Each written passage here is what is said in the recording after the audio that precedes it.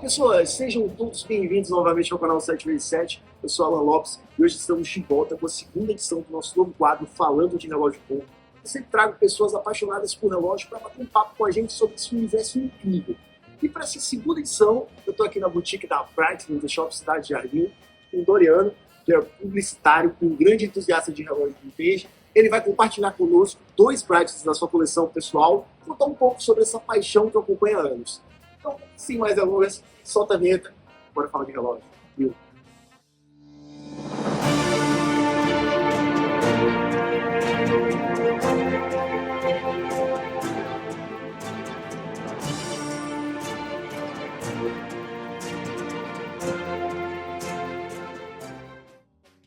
Antes de começarmos, deixa eu mostrar o relógio que eu estou usando. Hoje, claro, eu estou usando um Breitling Map Timer B01 de 43mm nessa cor, que é a cor Stash, eu acho ela incrível.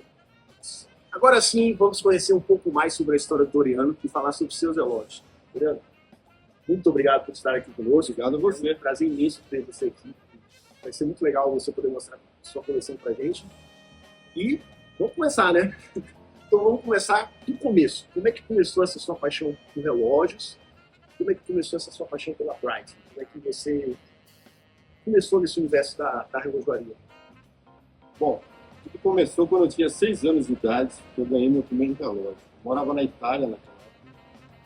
E eu fiz a primeira comunhão e era uma tradição lá na cidade, na região que eu estava, que o garoto ser presenteado com objetos de valor. No meu caso foi um relógio, que eu tenho até hoje e eu mesmo recentemente restaurei.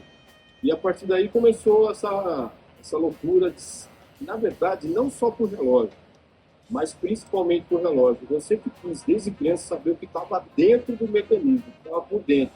Eu desmontava todos os meus brinquedos. Todos os meus brinquedos eu queria saber como funcionava. Aí eu desmontava, só que eu não conseguia montar depois. Mas eu sempre fui assim, interessado por mecanismo, por mecânica, por engenharia, por arquitetura e por aí vai. E assim começou meu interesse por relojoaria. Mas a coisa ficou mais séria quando eu já era um publicitário, eu trabalhava numa grande agência, eu tinha muita responsabilidade e comecei a ter umas crises de ansiedade. Não comia direito, essa coisa toda. E aí eu fui procurar um aconselhamento médico e o meu médico falou: você tem uma atividade intelectual durante o dia muito intensa. Então você tinha que achar alguma coisa para você desligar disso. Ele falou: tem alguma coisa, algum hobby, colecionar alguma coisa, ou algum hobby que você goste? Eu falei: não, mas nunca colecionei, mas eu gosto muito de relógio. Eu lembro que eu falei isso. E a partir daí começou. Começou como recomendação médica, é verdade. E aí virou uma paixão e dura até hoje. Interessante isso aí que você contou, ansiedade, tudo, a gente encontrar algo que faça a gente sair dessa entrega, né? Eu tenho outras atividades, outra que me faz sair sempre foi esporte. Então até hoje eu joguei futebol há muitos anos, joguei vôlei e hoje eu faço musculação. Sim, como é uma obrigação que eu tenho que fazer, então eu tenho que descarregar também. Você acabou encontrando muitos relógios nessa... Que é uma atividade muito concentrada, ao contrário do esporte, porque aí você tem que ter muita calma, somente a hora que você monta e desmonta o relógio. E eu faço isso. Eu tenho uma oficina, uma micro oficina em casa, e os meus relógios eu prefiro os que eu consigo, é óbvio, nem todos eu consigo. Eu monto e desmonto, reviso, troco peças, eu faço peças eventualmente. E é uma atividade relaxante. E é muito legal de fazer. Né? Eu vi aqui que você trouxe dois relógios da sua coleção de vintages, e a gente vai falar um pouco sobre ele. Qual que você quer falar primeiro? Apaixonado por eles já. Eu só queria antes fazer um parênteses. Esses dois relógios pertenceram a um grande amigo meu, que eu gostaria de citar aqui, que é o Eduardo Gelfon. Infelizmente faleceu muito cedo, e ele era um apaixonado por relógio. E ele me deu uma incumbência, enquanto de falecer, que era ajudar família, eventualmente, a vender os relógios, caso eles quisessem fazer isso. E foi o que aconteceu. Eles começaram a vender os relógios. E eu comprei esses 2 relógios nesse momento da família desse meu grande amigo.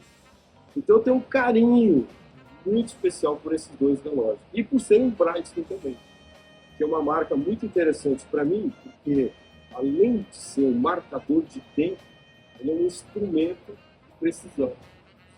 Porque você deve saber, mas a Breitling foi um dos primeiros relógios a ter os 2 funcionamento.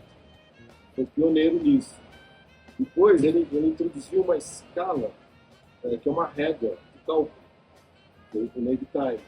Então, ele começou a agregar funcionalidades técnicas que outras marcas depois foram atrás e fizeram também.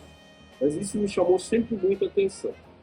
Por exemplo, esse, eu vou pegar aqui, esse aqui é um modelo Sprint, tem algumas particularidades. É muito bonito esse tempo. Começar por uma coisa que é meio inédita. Hoje, você deve ver muito relógio com dial verde. O verde é um símbolo da sorte dos países asiáticos. E teve muito sem dar alta, né? Teve uma época que estava em alto o azul, não sei se você lembra, Sim, agora esse verde parece que está mais em alta. Tem a ver um pouco com isso, mas esse é um relógio dos anos 70. Ele tem outra particularidade. A caixa é uma liga leve plástica. E ele foi feito para esportistas. E a escala, depois que eu mostrar isso em detalhes, a escala é uma escala pulsiométrica. Ou seja, o cara quando estava correndo, se ele quisesse saber o batimento cardíaco, o cara tinha que ter uma certa habilidade, né? Para não tropeçar enquanto ele acionava o pulsoar aqui.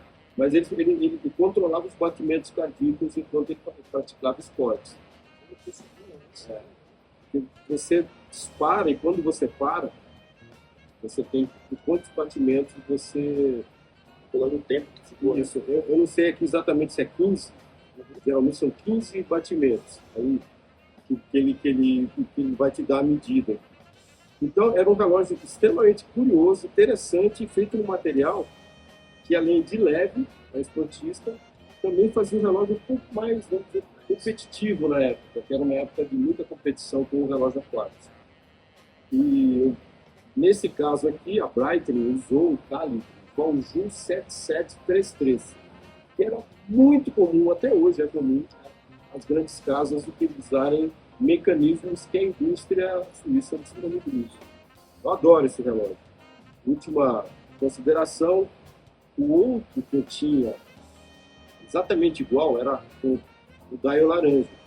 E ele está na capa do livro de 140 anos da Breitling. Eu não sei se é o meu, mas é igual ao que eu vendi. Exatamente.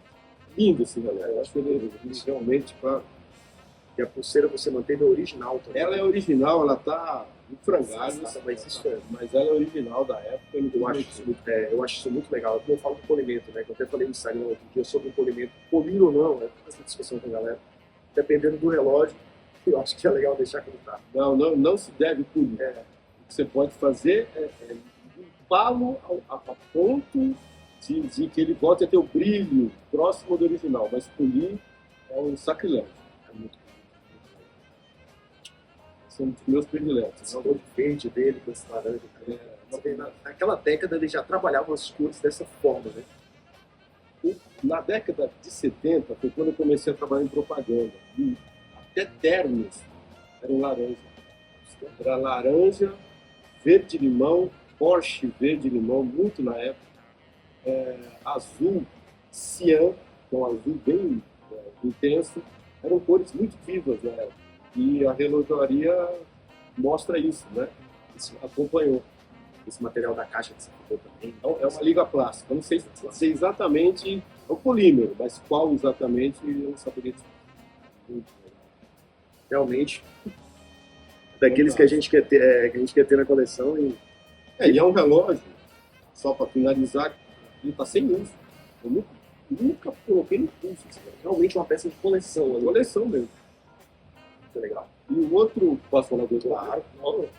Você que manda. E o outro modelo, esse aqui pra mim, assim, é meu xodó mesmo. Desculpa, eu falei que eu gostava muito de você, mas eu gosto mais desse. Vai ficar com ciúme, eu peço. É o seguinte, esse aqui é um modelo Transocean.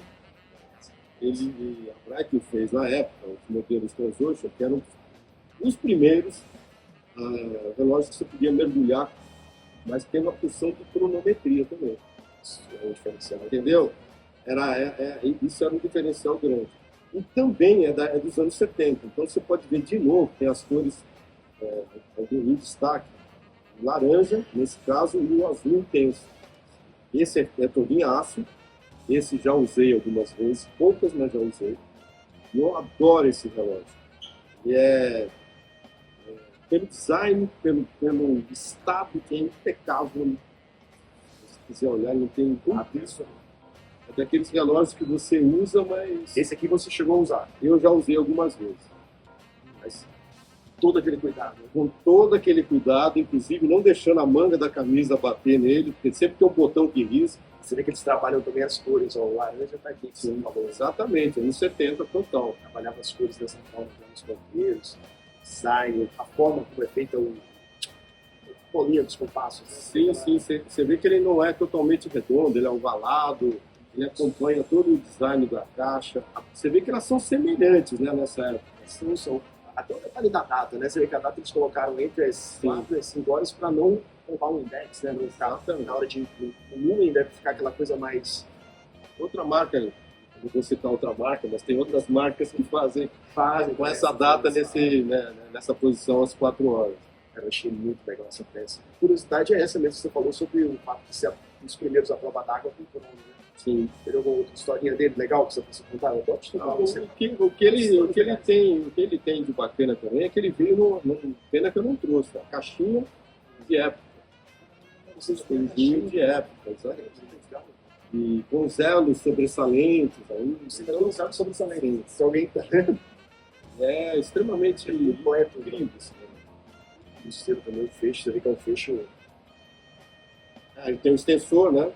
Como é de uso de relógio de mercúrio, que normalmente as pessoas usam por cima da roupa de borracha. Então tem sempre esse extensor para essa função. Muito legal, apaixonante. Né? Agora eu entendo o porquê dessa sua paixão. Então, Lorena, outra coisa que eu queria saber de ti. A Breitling é conhecida pelo seu vínculo com a aviação e pelos cronógrafos icônicos que ela produziu, como os que você citou aqui. Certo. Eu queria perguntar como é que você vê a evolução da marca nesses anos, com a tecnologia, o design. Como é que você enxerga isso? Assim, do seu ponto de vista mesmo, como você, como colecionador e como apaixonado também, já que você vivenciou essa época dessas peças e agora você está vendo essas novas peças. Como você vê essa evolução? Você sabe que assim, na vida e na história dos relógios, tudo é narrativo. Na verdade, às vezes você compra um relógio muito mais pela história agregada a ele do que pela função dele. A história do Navy Timer, por exemplo.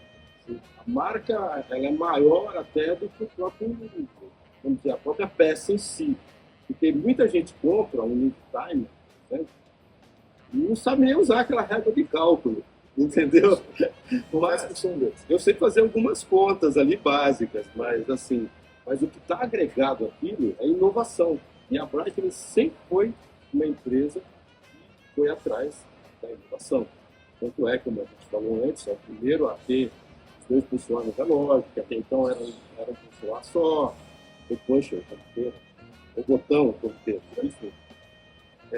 Aliás, isso é uma coisa, só parênteses, é gozado, né? Porque em cada língua, a tradução do dial, quadrante, cadran, mostrador, tudo a mesma coisa. Até o próprio nome Breitling, quando você vê ele é suíço, mas a origem da família alemã, né? Eu estava vendo as pronúncias, eu tinha um amigo alemão que falou que isso é alemão seria para Breitling, né? Tudo diferente, então... E a Breitling tem uma história até que era da família Breitling, e depois quando ela passou para a família Schneider, que foi no momento em que, próximo dos 100 anos, o Breitling estava muito mal, estava muito doente, a indústria suíça de relógio estava passando uma crise muito grande por causa da concorrência asiática do relógio quartzo, e nesse momento Com a doença dele, as vendas começaram a cair. Ele era um cara muito inovativo, ele agregou muitas invenções interessantes aos relógios, principalmente transformando o relógio naquilo que a gente já falou antes, não só no marcador de tempo, era um instrumento de uso profissional para várias áreas. E ele foi pioneiro em muita coisa, desenvolvendo essas, vamos dizer, tecnologias. Né? E nesse momento, que ele estava muito mal, vamos dizer, fisicamente, ele fez um acordo com alguns amigos do mercado, óbvio, ele era muito conhecido, e algumas marcas poderosas na época compraram muitas peças Breitling. Peças que eu digo, estoque da empresa quando ela estava capengando, vamos dizer assim. Sim. Então ele fez um acordo com algumas empresas e vendeu muitas peças.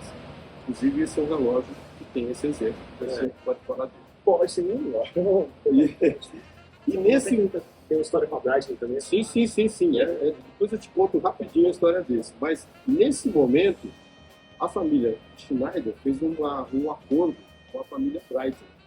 E a família Schneider tinha uma marca chamada Secura, que fazia relógios mais simples, mais populares, mas vendia muito.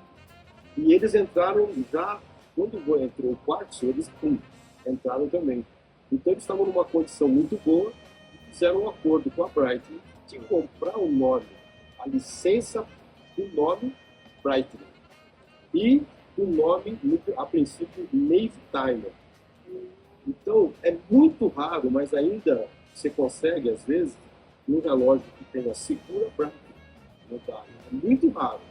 Eu confesso que eu nunca vi nenhum. Já vi livros, já vi histórias, mas pessoalmente eu nunca vi. E a partir desse momento, o acordo entre os dois é que o nome Breitling continuasse. Então ele matou o nome da empresa dele e continuou usando o nome da Breitling. Sempre com o mesmo princípio de inovação, de tecnologia. Eles entraram com tudo no Quartzo. Um detalhe curioso, o Breitling morreu um mês após esse acordo. Foi mesmo uma coisa... Ele pensou em o nome dele perpetuar. E o Schneider topou e está aí. E até só crescendo. Então, voltando, o que eu acho? É uma empresa que sempre inovou. Sempre foi pioneira, sempre foi tanto em design como tecnologia dos mecanismos. E tanto é que teve um momento na indústria da relojoeira que era mais, vamos dizer, barato você comprar os mecanismos os básicos das empresas que produziam os mecanismos. E aí a Breitling, todas as empresas fizeram isso, todas as outras marcas fizeram isso. Eles refinavam. E um parênteses importante, teve um momento na indústria, teve uma competição muito interessante, que foi mais ou menos nessa época que a coisa estava degringolando para o lado do Quartzo. Digo, degringolando porque muita gente não conseguiu acompanhar na época. A Breitling, a Hamilton Bullen, a Royer Leônicas e a Debois Deprat se uniram numa joint venture e fizeram um dos calibres mais icônicos da indústria relojoeira, que é conhecido pelos colecionadores, por todos no mundo, como Calibre 11. O tal do Calibre 11. O que era esse relógio? Era um relógio cronógrafo, automático, mas que ele tinha os módulos do relógio e do crono separados. E tanto é que uma empresa fez o módulo do relógio, uma dessas, e a outra fez o módulo do cronógrafo. E aí eles juntavam os dois. E até hoje, é esse calibre que está aqui dentro. Esse relógio, até o formato. O que aconteceu com esse calibre 11? Ele tinha 18.900 oscilações por hora, perdão. E a Breitling aumentou. E aí, nesse aumento das oscilações, ele passou a ser calibre 12. A base é exatamente a mesma. São as oscilações. Entendeu? E esse relógio, particularmente, é o seguinte. nesse mesmo momento, antes deles venderem, um pouco antes deles venderem a empresa para a família Schneider, outros amigos pessoais do William compraram um lote muito grande de peças de estoque da Breitling. E eles deram um nome a este relógio de Aviation, já que eles não tinham direito de chamá-lo de Navy Timer, mas ele é um Navy Timer. O design é um Navy Timer. Parece até um que eu vi na loja. Sim, sim, sim. Vou botar um take depois. E aí, se você abrir esse relógio, você vai achar uma coisa muito curiosa. O fundo está timbrado Breitling. O movimento calibre 11 está timbrado Hamilton. Tinha muito isso antigamente, né, das empresas. É que eles tinham essa joint venture, então eles pegavam e montavam. Por que deixaram Hamilton aqui, eu não sei. Mas tá tudo certo, não tem nada Isso faz errado. parte da história, isso é importante. Não. E quem fez essa combinação, nesse caso aqui, que tem a patente até hoje do nome Aviation, é uma empresa que, me perdoe se eu falar a pronúncia errada, Oleg Weiss. Oleg Weiss ou Oleg Weiss. Existe até hoje também. E no site deles, se você for contar essa história, tem esse relógio, tem foto dele, conta essa história. Bom, enfim, você vê que a inovação, a tecnologia, a ousadia continuou mesmo depois que a família saiu do negócio. Então eu admiro a empresa, a Breitling, por conta disso. Isso é muito legal do Doriano, é exatamente isso, né? Olha o tanto de história legal que ele traz pra gente. Um bate-papo assim que... Eu tô tentando resumir. Não, mas pra quem gosta de relógio é porque daria pra ficar horas aqui, mas pra quem gosta de relógio, tem que se contar essa história sobre esse que você tá usando, esses links de outras marcas, coisas assim, lugares, a história toda envolvida. Pra quem é apaixonado por relógio, é fascinante, viu? Ficaria horas escutando essas histórias. Tem muita história. Pronto, Doriano, agora eu tenho mais uma pergunta pra você, que eu acho que vai ser última, né? Quem sabe a gente não faz, mas eu queria saber dos modelos atuais. Se tem algum modelo que mexe contigo, algum modelo mais recente que você viu, você olhou na vitrine e falou, cara, esse Breitling eu queria ter ele na minha coleção, eu queria... Tá? Também queria saber se você tem uma dica que você daria para quem está começando a colecionar agora, ou alguém que quer começar a colecionar o Breitling. Já que você é um colecionador e tem essa paixão pela marca, né? Queria que você desse essas duas dicas aí. Primeiro, um relógio que mexe contigo, da linha atual aí. Não, essa é fácil. Essa é fácil? Super 8. Super 8, né? Fiquei apaixonado por esse relógio. Pra Carol pegar pra gente. Carol, se puder pegar lá o Super 8 pra gente, né?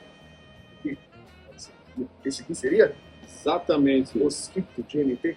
Ele me lembra muito, e eu acho que foi baseado nisso que o design do relógio foi feito, que é o Copilot, que é um relógio icônico da Breitling.